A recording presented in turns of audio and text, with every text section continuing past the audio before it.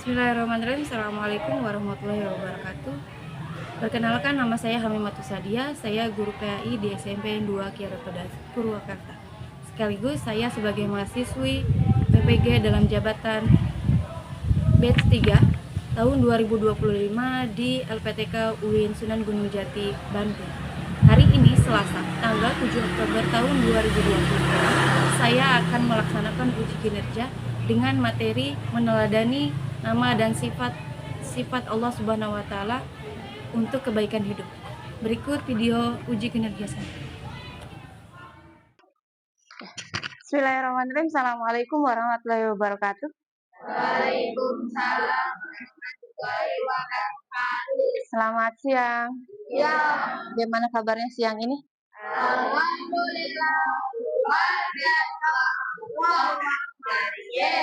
Ya, alhamdulillah hari ini kita bertemu kembali pada mata pelajaran PAI. Sebelum kita masuk ke pembelajaran, alangkah baiknya kita berdoa dulu. Berdoa akan dimulai dan dipimpin oleh ketua kelas.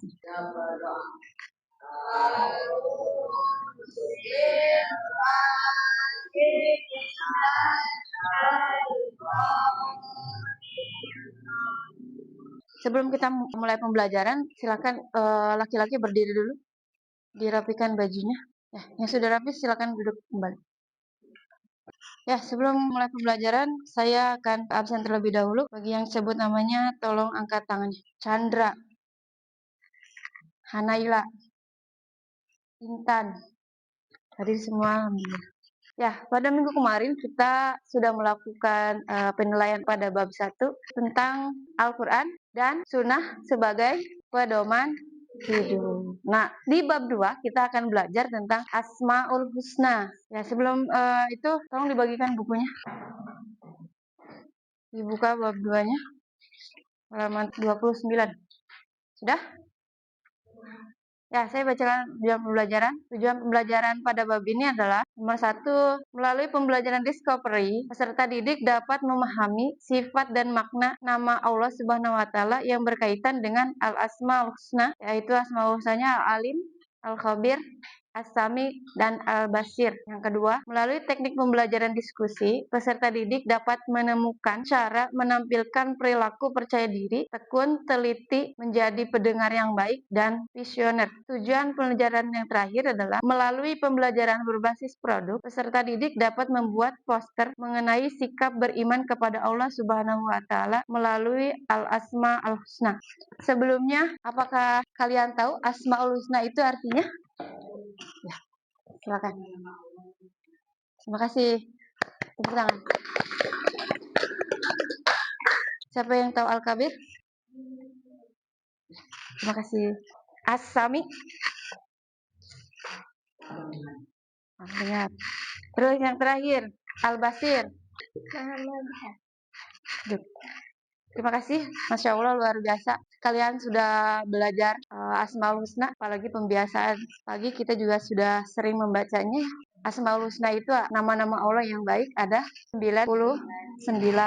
Nah, pertanyaan yang kedua, bagaimana menerapkan sikap mencerminkan Al-Alim, Al-Kabir, As-Sami, dan Al-Basir dalam kehidupan sehari-hari?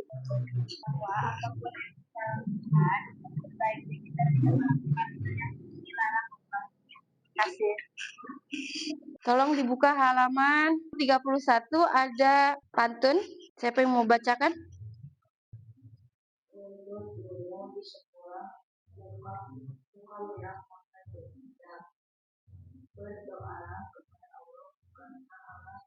Allah. Ya, menuntut ilmu di sekolah, muka merah, pakai bedang. Berdoalah kepada Allah karena Allah Maha berkehendak. Pantun yang kedua, Pak Tani menanam padi, membeli ikan untuk lauk karena Allah Maha mengetahui, hindari perbuatan buruk. Ya, jadi pantunnya sudah menjelaskan. Kemudian tolong dibaca halaman 31-nya. Mari bertafakur. Siapa yang mau baca? Manusia diciptakan olehnya, ia diberi ruh olehnya, dan bahkan ruh manusia berasal darinya. Pada dasarnya, tanda-tanda kekuasaan Allah Subhanahu wa taala telah ada pada diri manusia. Hal itu menandakan bahwa manusia sebenarnya dekat dengannya. Walaupun pada kenyataannya banyak manusia yang tidak ingat posisi kedekatannya dengannya. Ya, pada mari bertafakur sudah jelas ya. Ini kata Allah dalam surat Al-Baqarah ayat 186. Kalau kamu mau dekat berarti Allah juga dekat. Kalau kamu ingin pintar, ingin jadi orang sukses, harus dekat dengan Allah. Jadi ini bertafakur untuk diri kita. Kalau kita mau pintar, mau sukses ke depannya berarti jangan tinggalkan Allah. Kata Allah, kalau kamu dekat, aku juga dekat. Ya, dilihat pada aktivitas 2.2. Setelah membaca uraian mari bertafakur di atas, tentu muncul pertanyaan dalam benak kalian. Silakan tulis 3 pertanyaan bagaimana pada tabel berikut, kemudian serahkan pertanyaannya kepada temannya. Jadi, ada yang buat soal, ada yang bikin jawaban. Misal, kamu yang bikin soal, kamu yang jawab. Ya, pertanyaannya dari 4 yang tadi, dari 4 Asmaul Husna yang tadi. Maha mengetahui, maha melihat, maha memberikan kabar, maha mendengar. Apakah dengan ini kalian munculkan pertanyaan, kemudian tinggal sepakati saja. Kamu mau bikin soalnya yang siapa, yang jawab siapa. Gitu.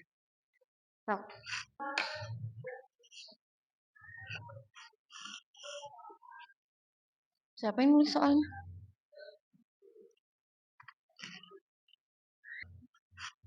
Ya? Ya, maju. Ya, seperti nama kamu. Mengapa Allah bisa mengetahui keberadaan kita?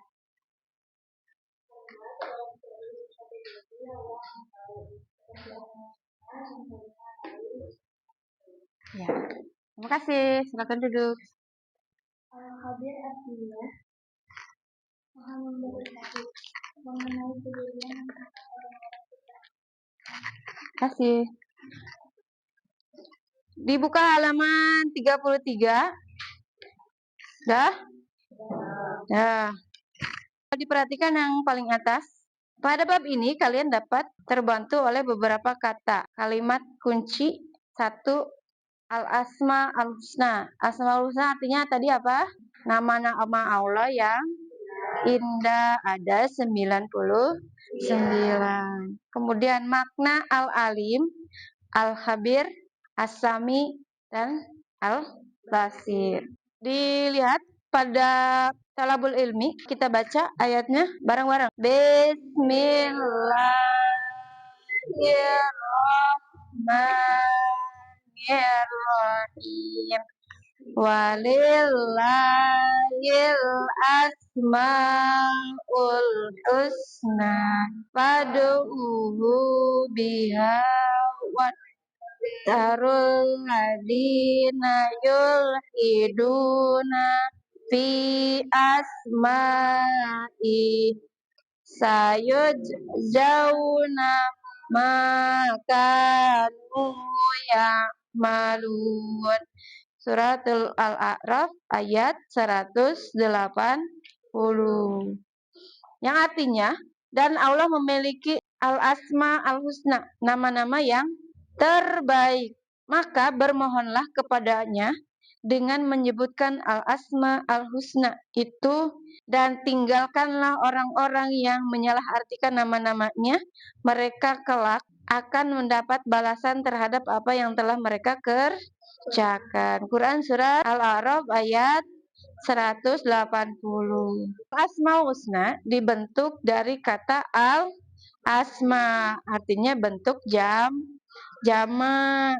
Asal katanya dari al-ism, berarti nama. Al-husna berarti yang terbaik atau indah. Dalam hal ini, Asmaul Husna diartikan sebagai nama-namanya yang baik dan indah. Nama-nama tersebut menjadi salah satu bukti keagungan Allah Subhanahu wa Ta'ala. Pengetahuan tentang sifatnya, Asmaul Husna yang terdapat pada Al-Quran dan Sunnah. Dua hal ini merupakan kesempurnaan mutlak sifat-sifat Allah Subhanahu wa Ta'ala. Jadi segala sesuatu sifat Allah tidak ada yang buruk. Semua sifat Allah itu indah dan terbaik. Kalau udah berarti tidak ada saingannya. Jadi sudah terbaik. Ya, sebelum itu kita nonton dulu video.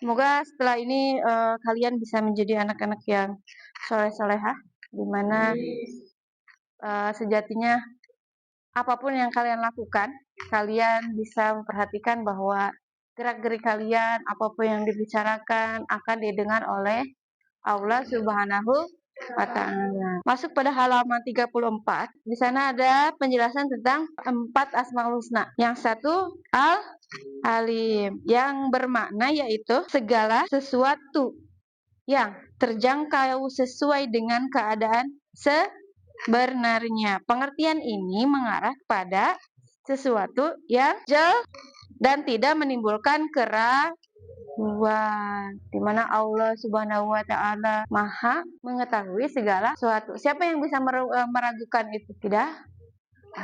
Kenapa? Karena Allah Maha segalanya. Yang mengatur dunia ini berganti antara siang dan malam. Terbitnya matahari dari sebelah timur, terbenam sebelah barat. Semuanya sudah diatur oleh Allah Subhanahu wa Ta'ala. Di Asmaul Husna 99 tadi ada Allah Maha mengatur segala sesuatu. Cuma pada bab sekarang di kelas khususnya di kelas 7 kalian akan belajar 4 Asmaul Husna. Yang pertama tadi Al-Alim, yang kedua Al-Khabir, yang ketiga As-Sam, yang keempat Al-Basir. Di sini dijelaskan pada surat Al-An'am ayat 80. Bismillahirrahmanirrahim. Wahajahu qaumuhu qala atuhajjuni fillahi wa qad hadan wala akhafu ma tusyrikuna bihi illa an ayyasha rabbi syai'a wa fi kulli syai'in ilma afala tatadakkarun. Artinya, dan kaumnya membantahnya. Dia Ibrahim berkata, apakah kamu hendak membantahku tentang Allah? Padahal dia benar-benar telah memberi petunjuk kepadaku. Aku tidak takut kepada malapetaka dari apa yang kamu persekutukan dengan Allah Subhanahu, kecuali Tuhanku menghendaki sesuatu. Ilmu Tuhanku meliputi segala sesuatu. Tidakkah kamu dapat mengambil pelajaran? Quran surat Al-An'am ayat 80. Salah satu mukjizatnya Nabi Ibrahim adalah tidak dapat dibakar oleh api. Ketika sedang berdoa di luar lapangan, ada satu gedung yang isinya berhala yang disembah oleh bapaknya dan umat bapaknya. Jadi berhalanya dihancurkan. Disisakan satu berhala yang paling besar. Apa namanya, yang untuk menghancurkannya itu palu besar, digantungkan di patung berhala yang paling besar itu. Kemudian bapaknya pulang dengan rombongannya, melihat keadaan ruangannya sudah hancur lebur. Kemudian yang ada di rumahnya hanyalah Nabi Ibrahim. Kemudian ditanyakan, kenapa kamu menghancurkan semua? Kan sudah kelihatan di sana. Kalau sekarang barang buktinya, palunya untuk menghancurkan Nabi Ibrahim, menghancurkan berhala itu, adanya di kalung berhala yang paling besar. Lalu bapaknya menyalahkan pada Ibrahim. Sementara Ibrahim menjawab, kan barang buktinya ada di sana. Harusnya kamu menyalahkan barang bukti. Lalu bapaknya menjawabnya begini, kan itu cuma patung. Kenapa patung bisa menghancurkan semua? Lalu dijawab lagi oleh Nabi Ibrahim bahwasanya, kamu sudah tahu itu batu yang kamu buat sendiri, tapi kenapa kamu tetap menyembah itu? Kemudian Nabi Ibrahim dibawa ke tengah lapang di mana berdiri Nabi Ibrahim sudah banyak kayu bakar untuk membakarnya. Apa yang jadi luar biasanya adalah Nabi Ibrahim sampai jadi kayunya jadi abu pun Nabi Ibrahim tidak terbakar. Siapa yang membantunya? Salah satunya adalah katak. Oh, katak, kodok. Jadi kodok itu kan ada kantungnya sebelah sini. Itu untuk menyimpan air, harus disemburkan airnya ke api yang sedang menggolak-golak sampai apinya padam. Itu kekuasaan Allah. Kemudian dibuktikan lagi yang kedua, di mana ada burung merpati. Tahu burung merpati? Tahu. Burung merpati satu, karena umatnya itu belum beriman juga, dikasih contoh lagi. Burung merpatinya itu dipotong menjadi 3 bagian. Ini kepalanya, ini badannya, ini kakinya. Di depan itu ada bukit. Kepalanya ada di bukit pertama, badannya ada di bukit kedua, dan kakinya ada di bukit ketiga. Dengan kuasa Allah, Nabi Ibrahim ngomong, hiduplah wahai merpati, hidup. Beda dengan Nabi Isa. Kalau Nabi Isa, kelebihannya bisa menghidupkan manusia yang jasadnya masih utuh. Nabi Ibrahim menghidupkan merpati yang kepalanya ada di satu bukit pertama, terus badannya ada di bukit kedua, dan kakinya ada di bukit ketiga. Kata Nabi Ibrahim, kamu hiduplah, hidup. Kalau zaman Nabi dilihatkan mukjizatnya, paham ya? Jadi kalau kalian mau melakukan segala sesuatu, mau membuli temannya dengan mengolok-olok nama bapaknya, diingat bahwa segala sesuatunya akan terlihat oleh Allah Subhanahu. Yakin kalau kalian mempelajari dengan betul-betul bagaimana Asmaul Husna, Al-Basir, Al-Khabir, dan As-Sami itu kalian terapkan dalam kehidupan, kalian tidak mungkin membuli orang, tidak mungkin ngomongin orang di belakang orangnya. Kalau kamu benar, itu jadinya aib. Kalau berita itu tidak benar, kamu ceritakan, jadi timbulnya fitnah. Itu akibatnya. Kenapa? Kalau kamu membicarakan orang lain, sama seperti memakan bangkai temannya sendiri. Makanya harus dipikirkan kembali gimana caranya untuk tidak membuli orang, mengurangi membicarakan orang lain.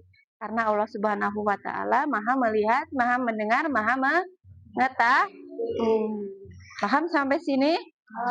Ya, kalau sudah paham, setelah ini kita akan membuat 4 kelompok ya. Sok, silakan buat kelompoknya. Mejanya disatukan biar lebih mudah mengerjakan tugasnya dengan bermusyawarah dengan temannya. Silakan diskusikan dengan temannya, nanti hasilnya akan dipresentasikan ke depan.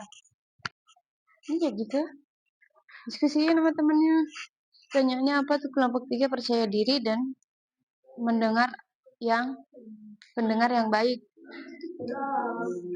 Nah, siapa yang menuju ke depan? Ayo, kelompok 2. Nah, kasih tepuk tangan untuk kelompok 2. Dan percaya diri. Pendidikan percaya diri akan dimulai ketika Subhanahu wa Ta'ala untuk menjelaskan kebenaran. Teliti dalam belajar, mengerjakan soal, dan menjalani aktivitas sehari-hari. Ya, habis ini dikumpulkan, diingat ditulis nama dan ketuanya. Alhamdulillah hari ini kita sudah belajar tentang Asmaul Husna. Semoga kedepannya kalian bisa menjadi manusia yang lebih baik lagi. Tugas minggu depan kalian diharapkan untuk membuat poster di rumahnya masing-masing menggunakan karton yang kecil. Posternya tentang apa? Tentang Asmaul Husna yang 4. Bebas pilih mau Al-Alim, mau As-Sami, mau Al-Basir, mau Al-Khabir. 1 orang. Karena itu tugas ya, 1 orang. Tidak tugas kelompok. Ya, sikap berdoa. Mulai, Kak.